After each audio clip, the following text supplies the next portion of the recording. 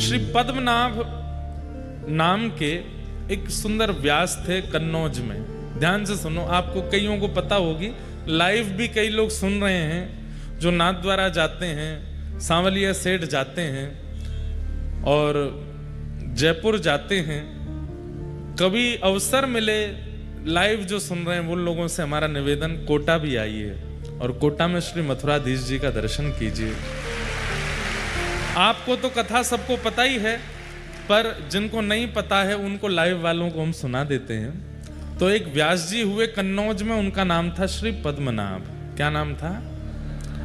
बहुत सुंदर कथा करते थे। हजारों लाखों की तादाद में लोग उनकी कथा सुनकर के अपनी शंकाओं का समाधान और परमानंद की प्राप्ति करते थे। परंतु उनके चित्त में इच्छा प्रकट हुई कि मैं सबका समाधान करता हूं, मेरा समाधान कौन करे।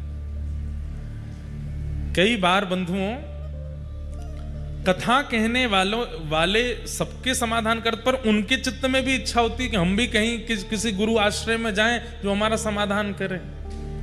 और एक बात बताएं, वक्ता अगर इस प्रकार की वृत्ति रखता है उसको अहंकार कभी नहीं हो सकता। नहीं तो इस व्यासपीठ पे अहम बहुत जल्दी आ जाता है। इतने लोग प्रणाम करते हैं, इतने लोग वंदन करते हैं, इतने लोग सब आगे पीछे घूमते हैं, सब करते हैं, तो अहम आना बहुत स्वाभाविक हो जाता है। लेकिन व्यासपीठ पर बैठा वक्ता भी अपने ऊपर किसी आचार्य को मानता है और उनके सदा शरणागत में रहता है, तो उसके अंदर अहम नहीं आ सकता। तो श्री पद्मनाभ व्यास जी ने मन में विचार किया कि पद्मनाभ दास जी ने कि मैं किसके आश्रय में जाऊं, मेरा समाधान कौन करे। इसी भावना से कथा कहते थे कि हे भागवत जी, आप कृपा करो कि मेरे समाधान करने वाले गुरु भी आवे। तभी कन्नौज में श्रीमद वल्लभाचार्य महाप्रभु जी का आगमन हुआ। बंधुओं, श्रीमद वल्लभाचार्य जी कौन हैं? भगवान के मुख का अवतार हैं। ठाकुर जी की प्रत्येक वस्तु अवतार धारण करती है। आप कहेंगे क्यों? उनको आवश्यकता क्या है? भगवान के कंगन भी अवतार लेते हैं, भगवान का मुकुट भी अवतार लेता है, ठाकुर जी की वंशी भी अवतार लेती है, ठाकुर जी की पीतांबरी भी अवतार लेती है। ये सब भी आचार्य रूप धारण करके आते हैं। कहां तक कहूं, ठाकुर जी के अश्रुबिंदु भी अवतार लेते हैं। क्यों?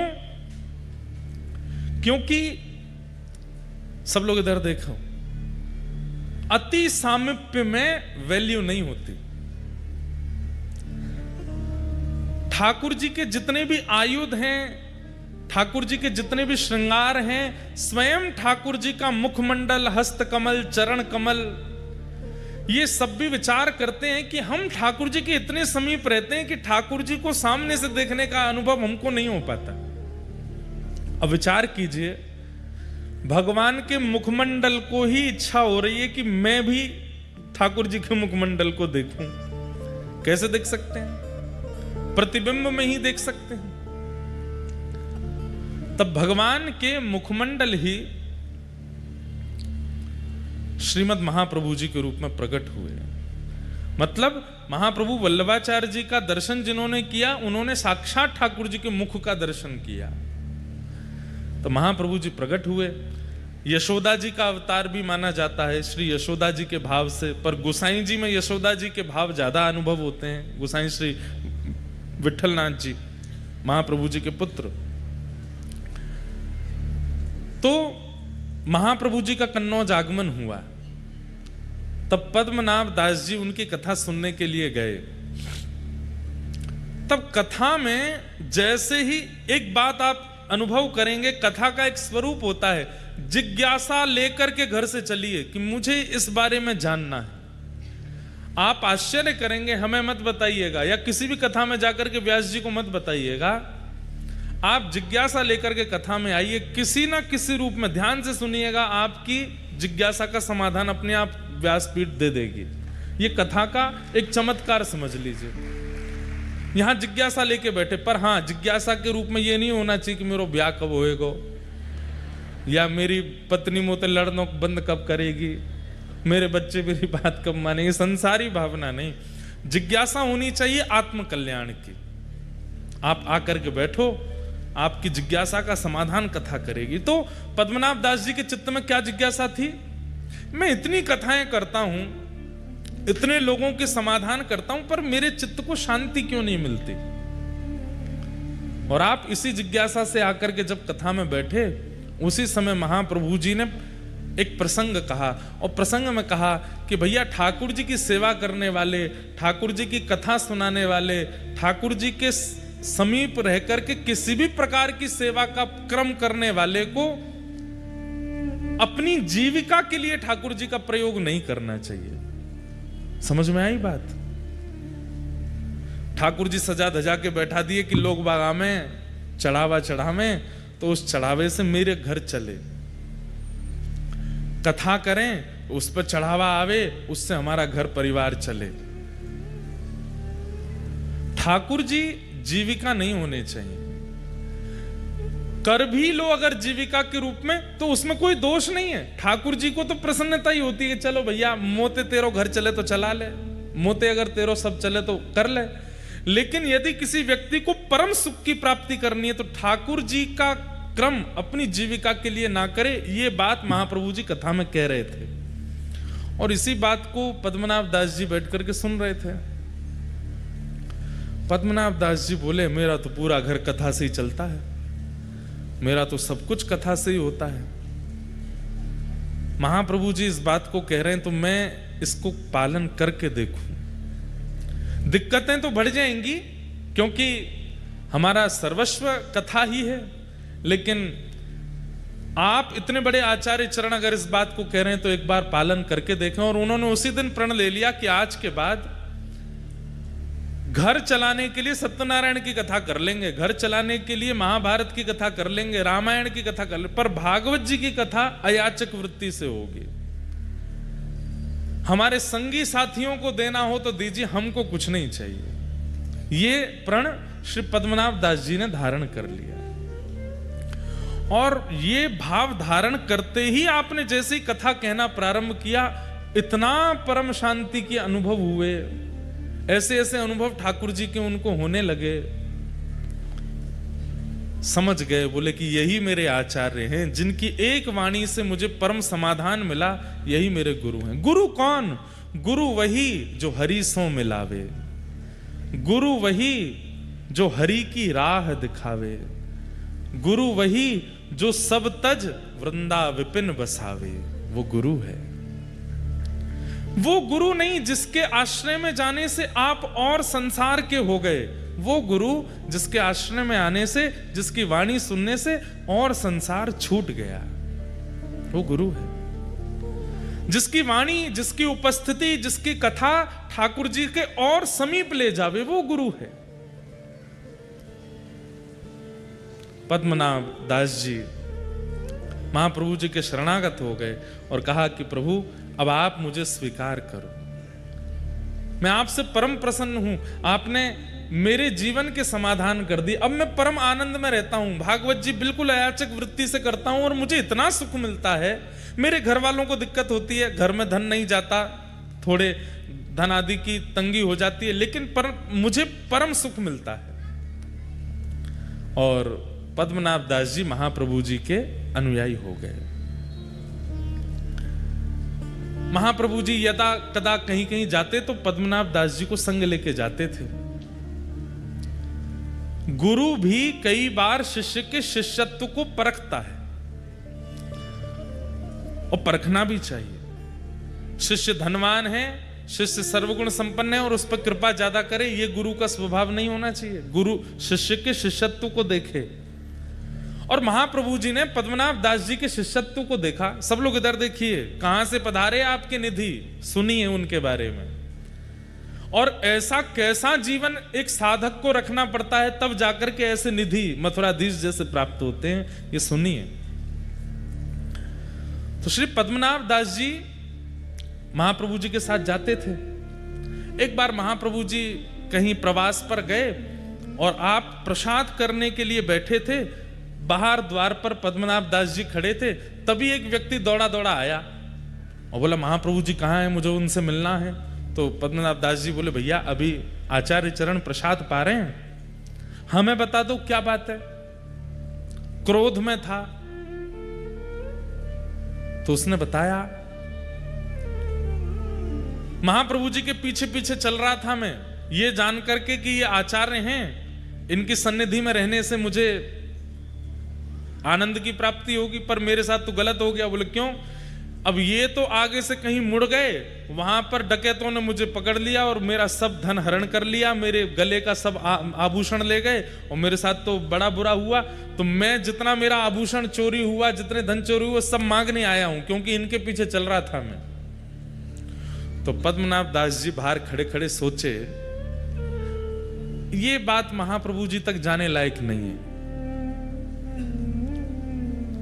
उन्होंने कहा, कितना धन बनता है तुम्हारा?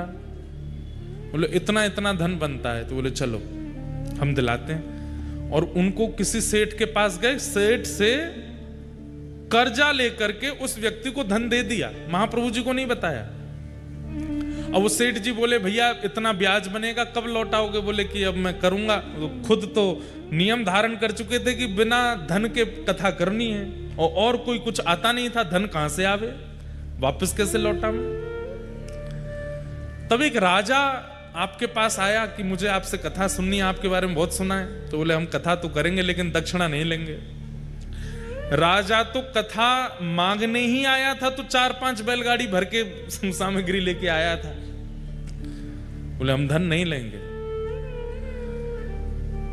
तो राजा बोला, तो फिर ऐसे ही सुना दीजिए, हमको क्या, आप नहीं लेंगे तो हमें तो कथा सुननी है। लेकिन तभी उनको याद आया कि वो एक सेठ का हमको चुकाना है, पर कथा का पैसा भी नहीं लेना है, क्या करें? तो आपने राजा से कहा, अगर हम भागवत ना सुना करके महाभारत सुना दें तो हम दक्षिणा ले लेंगे।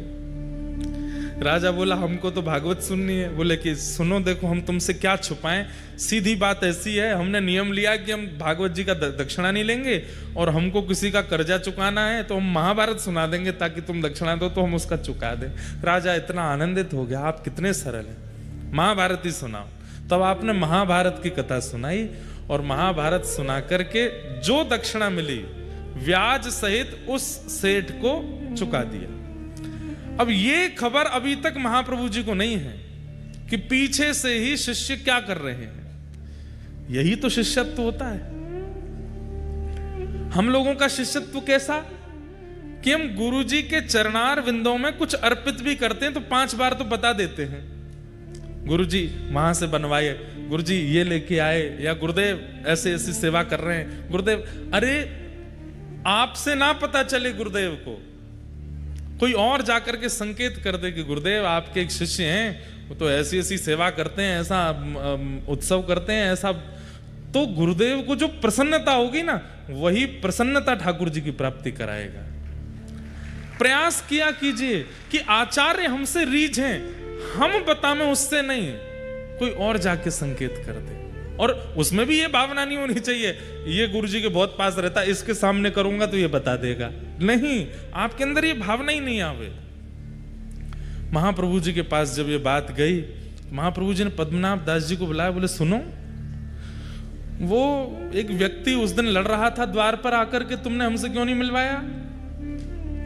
बोले कि आप उस समय प्रसाद पा रहे थे। क्या कह रहा था वो? बोले वो कह रहा था कि आपके पीछे पीछे वो चल रहा था, आप कहीं गली में मुड़ गए, वो भटक गया तो डाकुओं ने उसको लूट लिया, उसका जो धन बनता है वो मांगने आया था। हमने कहा आप देखते अच्छे नहीं लगते, तो हमने ऐसे ऐसे करके उसका धन कर दिया और महाभारत की कथा करके दक्षिणा लेके ब्याज भी चुका दिया। महाप्रभु जी के नेत्र सजल हो गए, हृदय से लगा लिया, बोले हम तुमसे बहुत प्रसन्न हैं, मांगो कुछ। तब आपके चित्त में इच्छा प्रकट हुई कि मुझे ठाकुर जी की सेवा मिले। आचार्य चरण, आप कृपा करके मुझे ठाकुर जी की निज सेवा प्रदान कर दीजिए। जैसे अन्य सेवक आपके अपने घर में नवनीत प्रियालाल जी की सेवा करते हैं, अन्य ठाकुरों की सेवा, चित्रपट की सेवा आदि आदि करते हैं, ऐसे ही मुझे भी आप एक सेवा प्रदान करें। पर मेरी एक इच्छा है, ध्यान से सुनिएगा, मेरी एक इच्छा है। बोले क्या? धृष्टता कर रहा हूं, क्षमा मांगते हुए प्रार्थना कर रहा हूं, मेरी इच्छा यह है कि मैं जिन ठाकुर की सेवा करूं वो स्वयं प्रकट हों, वो किसी मूर्तिकार के द्वारा बनाए गए या कहीं से पधराए गए ठाकुर जी नहीं, स्वयं प्रकट हो। जैसे वृंदावन में गोविंद देव जी प्रकट हुए, हमारे मदन मोहन जी प्रकट हुए, शालिग्राम जी से श्री राधारमण लाल जी प्रकट हुए, गिरिराज जी से श्रीनाथ जी प्रकट हुए, ऐसे ही नाथ स्वयंभू। अच्छा, स्वयंभू ठाकुर जी किन्हें माना जाता है? उनके लिए भी शास्त्रों में वर्णन है। पहला, पृथ्वी से प्रकट हों, दूसरा पहाड़ से प्रकट हों, पर्वत से प्रकट हों, तीसरा शुद्ध दैविक नदियों से प्रकट हों, और चौथा किसी वृक्ष की जड़ से प्रकट हों। ऐसे कुछ नियम है, उन्हीं को ही स्वयंभू ठाकुर जी माना। आजकल लोग बाग क्या करते हैं, पहले ही धर देते हैं नीचे जाके, वो हमारे घर से निकले हैं, हमारे घर की खुदाई में निकल आए ठाकुर जी, हमारे वहां पे निकले, जो निकले। स्वयंभू ठाकुर जी का भी नियम बताया गया। या शालिग्राम से प्रकट हों, जैसे हमारे राधारमण लाल जी, उनको स्वयंभू ठाकुर जी माना जाता है। तो श्री पद्मनाभ दास जी ने इच्छा प्रकट की कि महाप्रभु जी, मैं सेवा करना चाहता हूं ठाकुर जी की, लेकिन ठाकुर जी स्वयंभू हों, स्वयं प्रकट हों। महाप्रभु जी प्रसन्न हो गए, बोले चिंता मत करो, प्रतीक्षा करो। अगर सेवा चाहते हो तो सेवा तो आज से पधरा दें, लेकिन तुम्हारी इच्छा स्वयंभू की है तो स्वयंभू के लिए चित्त में ठाकुर जी को विराजमान करो और बस प्रतीक्षा करो, कृपा होगी तो ठाकुर जी प्रकट होंगे। पद्मनाभ दास जी बोले ठाकुर जी की कृपा कब होगी पता नहीं, वो तो 1 जन्म 2 जन्म 10 जन्म लगा देते हैं, पर गुरु प्रसन्न हो जाएंगे तो अभी हो जाएगी। आप बस रीच करके कह दीजिए कि ठाकुर जी मिलेंगे। महाप्रभु जी बोले हम आशीष देते हैं कि ठाकुर जी मिलेंगे, बस प्रतीक्षा करो। अब प्रतीक्षा करो यह शब्द कहा तो इसके बाद शिष्य का यह मतलब नहीं होता कि रोज पूछे और कितनी प्रतीक्षा और कितने दिन, नहीं। प्रतीक्षा मतलब अब करते ही रहो, पूछो नहीं दोबारा। अनेक वर्षों तक प्रतीक्षा की।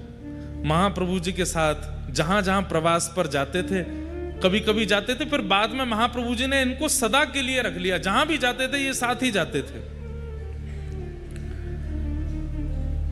प्रवास करते हुए एक दिन आप गोकुल पधारे, पद्मनाभ जी साथ में पधारे, और गोकुल में संध्या के समय पर महाप्रभु जी यमुना जी के तट पर बैठ करके संध्या कर रहे थे, और दूर बैठ करके श्री पद्मनाभ दास जी अपने गुरुदेव को बस देखते ही रहते थे, दर्शन ही करते रहते थे। दर्शन करते करते करते करते तभी यमुना जी की रेत अपने आप खिसकने लगी जमुना जी के भीतर। आप देख करके आश्चर्यचकित हो गए, और महाप्रभु जी की उस समय संध्या चल रही थी, संध्या का मध्यस्थ था। और तभी क्या देखते हैं कि ताल वृक्ष के समान, 7 ताल वृक्षों के समान विशाल स्वरूप ठाकुर जी का शंख चक्र गदा पद्म धारण करके प्रकट हो गए हैं। बोलो मथुराधीश की। इतने विशाल स्वरूप प्रकट हुए कि 7 ताल के वृक्ष के समान स्वरूप था ठाकुर जी का। आचार्य चरण ने देख करके तुरंत प्रणाम किया। पद्मनाभ दास जी तो देख करके हैरान रह गए, ये कितना विशाल विशिष्ट स्वरूप, अद्भुत स्वरूप के दर्शन करके आप आनंदित हो गए। तभी महाप्रभु जी ने आज्ञा की कि निवेदन कियो, जय जय इतने बड़े बनकर के आए हो, कैसे सेवा करेंगे, नसैनी लगानी पड़ेगी, मोह तक पहुंचवे के काजे, इतनो सब कैसे विस्तृत होएगा, इतना बड़ा आपको स्वरूप है, इतने बड़े मंदिर बनाने पड़ेंगे। थोड़ी कलयुग की प्रधानता है, आप थोड़ो सो ने हम अर्चकन पर ने ध्यान धरो और अपनो रूप ने सूक्ष्म करो। तब वही विशाल स्वरूप छोटे से बनकर के श्री महाप्रभु वल्लभाचार्य जी की गोद में पधारे, और वही स्वरूप आज यहाँ कोटा में विराजमान। दूर खड़े खड़े नेत्र लाल हैं, नेत्रों से अश्रु गिर रहे हैं श्री पद्मनाभ दास जी के, हाथ जोड़ करके केवल कंपन हो रहा है। महाप्रभु जी मंद मुस्का करके कहते हैं, देखो तुम्हारी इच्छा आज पूर्ण भई और तुम्हारे लिए स्वयंभू ठाकुर जी श्री मथुराधीश प्रकट हुए हैं। नामकरण कर दिया, इनका नाम क्या बोले, मथुराधीश है। तब पद्मनाभ दास जी सन्मुख आकर के बैठ गए, बोले महाराज आपने इनका नाम मथुराधीश क्यों रखा? तब आचार्य चरण ने कहा कि देखो ये मथुरापुरी जो है ना, इसका मूल नाम मधुरापुरी है। जहां पर मधुर श्री कृष्ण का प्राकट्य हुआ वो मधुरा है, वो मथुरा अपभ्रंश होकर के और कुछ शास्त्रीय कारणों से उसका नाम मथुरा है, पर वास्तव में मधु नामक दैत्य को मारा था यहां पर, इसीलिए इसका नाम मधुरा है। और मधुरा के जो अधीश हैं वही मथुराधीश हैं, इसलिए इनका नाम मधुराधीश है। और आपने और निवेदन किया कि इनके स्वरूप के बारे में मुझे बताओ। तब महाप्रभु जी कहते हैं, गोद में बैठे हैं मथुराधीश जी, सामने पद्मनाभ दास जी बैठे हैं, कि तम अद्भुतम बालकमंबुजेक्षणम। ध्यान से सुनिएगा, ये मथुराधीश जी जो हैं ये विशाल विराट ठाकुर जी नहीं है। देवकी मैया के गर्भ से जब ठाकुर जी जन्मे, एक दिना के लाला जब थे श्री कृष्ण कंस के कारागृह में, तब उनका जैसा स्वरूप था वही स्वरूप है श्री मथुराधीश जी का। ये छोटे लाला ही हैं, छोटे लाला चार भुजा वाले हैं। तम अद्भुतम बालकमंबुजेक्षणम चतुर्भुजम शंख गदायुधायुधम श्रीवत्सलक्ष्मं गलसौभकौस्तुभम पीतांबरम सांद्रपयोधसौभगम।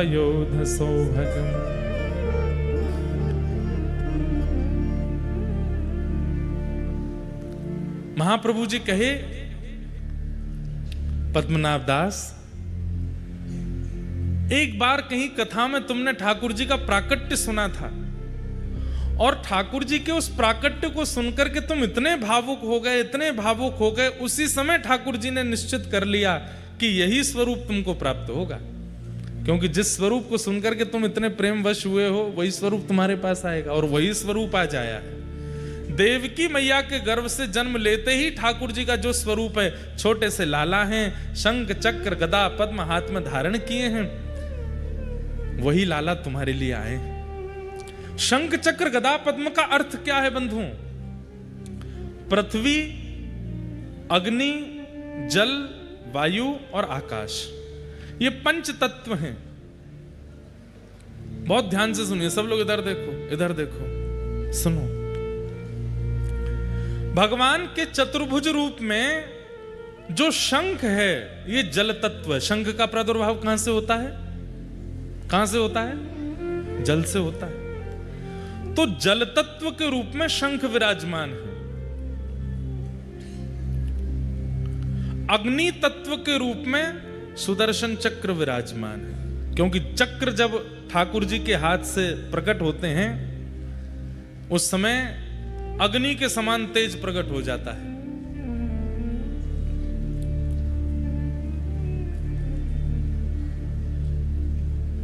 और जो भूमि तत्व है, उस भूमि तत्व से ठाकुर जी के हाथ में कमल विराजमान है, और आकाश तत्व से ठाकुर जी के हाथ में गदा विराजमान है, और वायु तत्व ठाकुर जी का स्वयं स्वरूप है। कैसे? कोई भक्त पुकार ले तो बूंदी में प्रकट हो जाएंगे, कोई भक्त पुकार ले तो चित्तौड़गढ़ में प्रकट हो जाएंगे, कोई भक्त बुला ले तो गोवर्धन जी चले जाएंगे। वायु के समान जो यहाँ वहां यत्र तत्र भ्रमण करते रहें। कुम्मन दास जी बुला में तो ठाकुर जी उनके पास चले जाएं, सूरदास जी बुला में तो ठाकुर जी उनके पास पहुंच जाएं।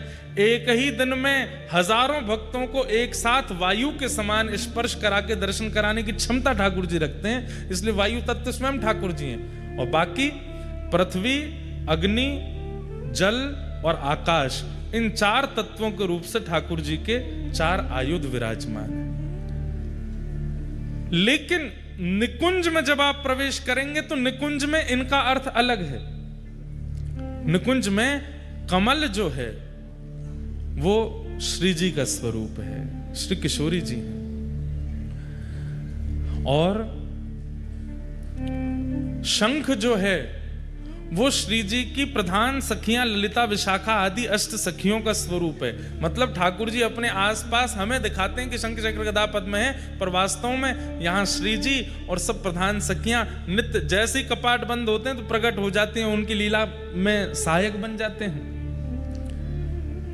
तो बोले फिर गदा और चक्र किस लिए है? बोले कहीं कोई निकुंज का अधिकारी नहीं है और वो यहाँ अनुभव करना चाहे तो उसके लिए गदा और चक्र बाहर रक्षक के रूप में विराजमान होते हैं। इस प्रकार से 4 आयुध है।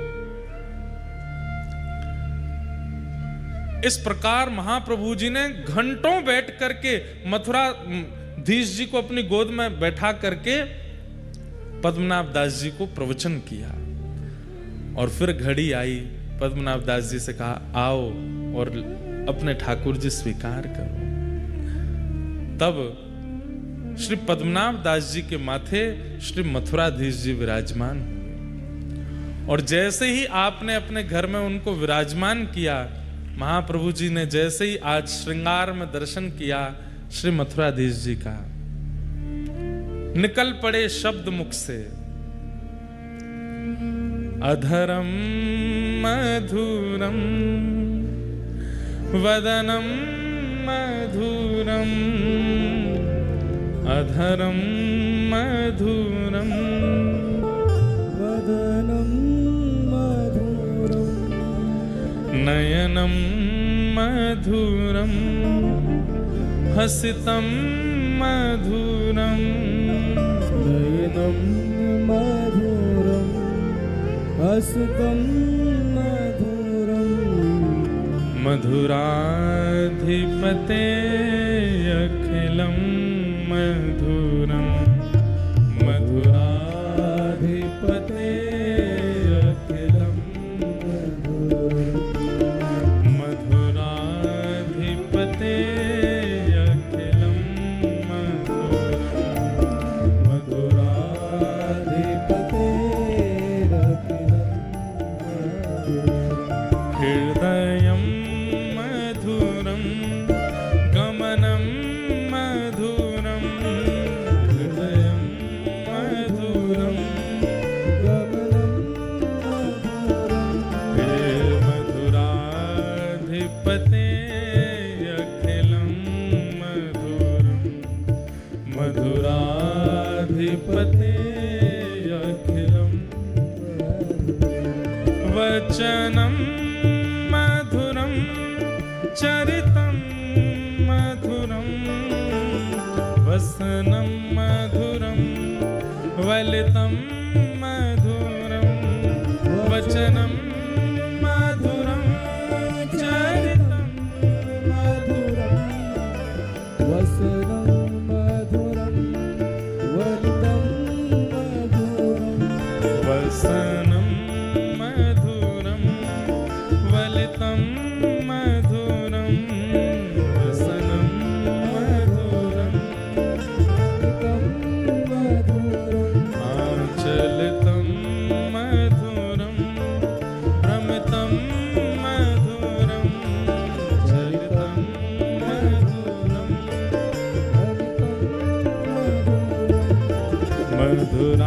मधुराधिपते अखिलम मधुरम, मधुराधिपते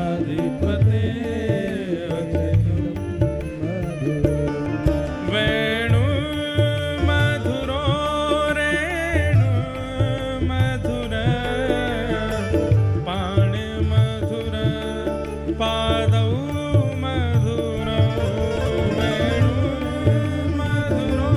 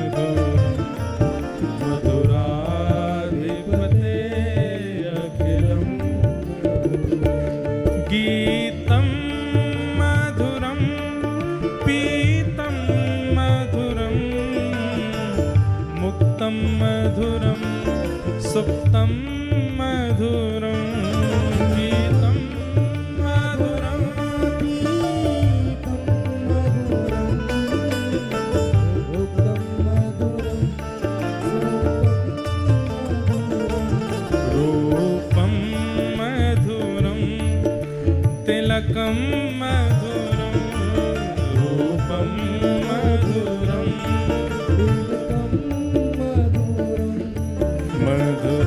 मधुराधिपते अखिलं मधुरं मधुराधिपते अखिलं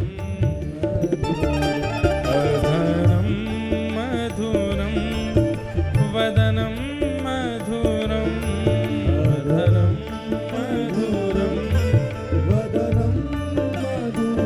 हे मधुराधिपते अखिलं मधुरं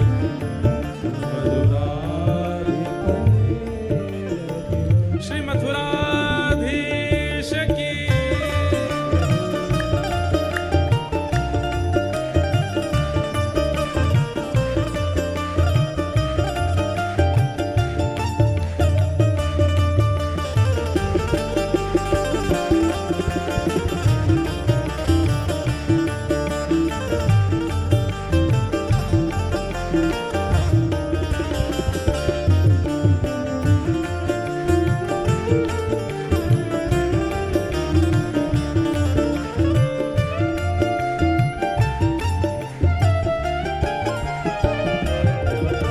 करणं मधुरं तरणं मधुरं हरणं मधुरं स्मरणं मधुरं करणं मधुरं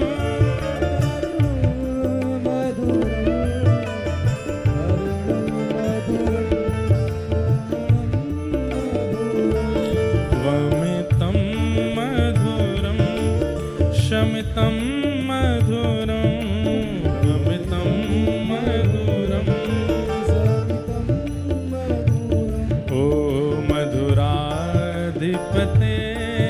अखिलं मधुरं मधुराधिपते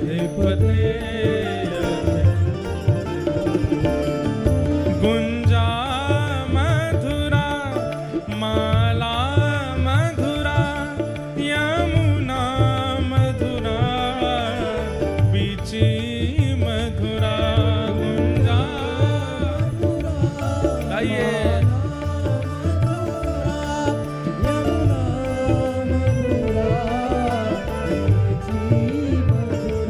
शलीलं मधुरं कमलं मधुरं शलीलं मधुरं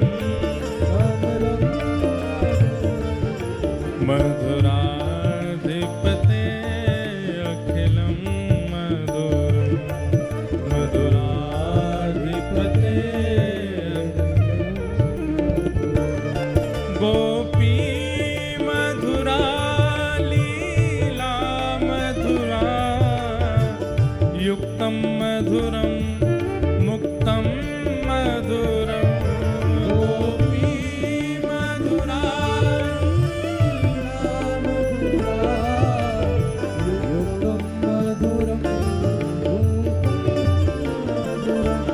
दृष्टं मधुरं शिष्टं मधुरं दृष्टं मधुरं ओ मधुराधिपते अखिलं मधुरं मधुराधिपते गोपा मधुरा गावो मधुरा यष्टि मधुरा सृष्टि मधुरा